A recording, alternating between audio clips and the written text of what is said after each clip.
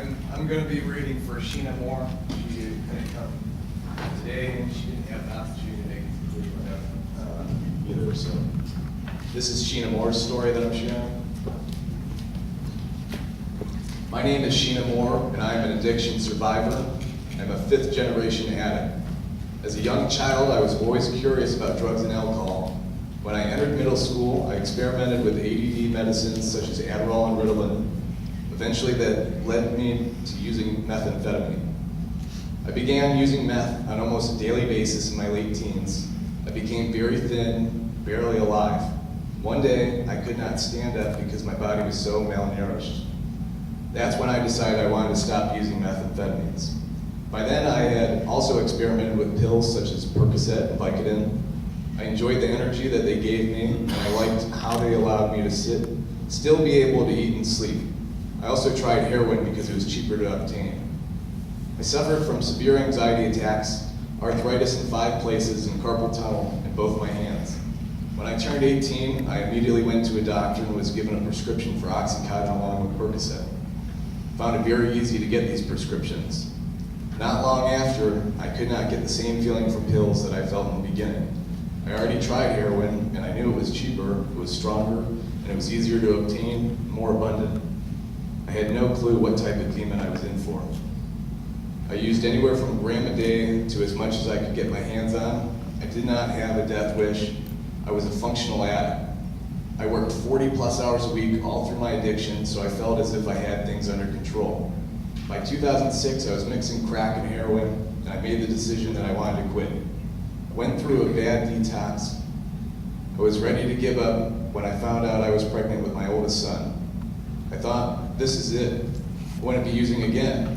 When I was 6 months pregnant, my son was born prematurely, passed away shortly after birth. I could not deal with the trauma, and I went back to heroin. It blocked all the emotions I did not want to feel. I continued to use until 2008, when a best friend that I used often with decided his addiction was so bad that he committed suicide. This was only hours after he told me that he wanted to get sober. My friend also wanted to get himself sober, but there was more than a 2-month wait to get into treatment, and he couldn't hang on that long. That was when I hit bottom. Detoxing from heroin has terrible, intense side effects. The symptoms are flu-like, but more intense, with body aches, diarrhea, vomiting, insomnia, racing thoughts, leg cramps and spasms similar to restless leg syndrome, and severe anxiety. I decided to try a Suboxone program for detox. I felt like that even if using this detox method and the side effects were terrible, for the symptoms of detoxing, the clinic will give you tramadol, Vistarol, and Pepto-Bismol.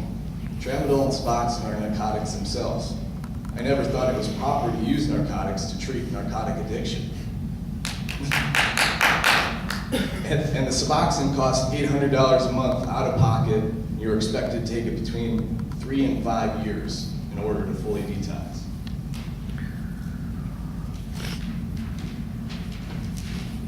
I remembered reading years before how cannabis was helping people get off of pain medicine and helping cancer patients with nausea.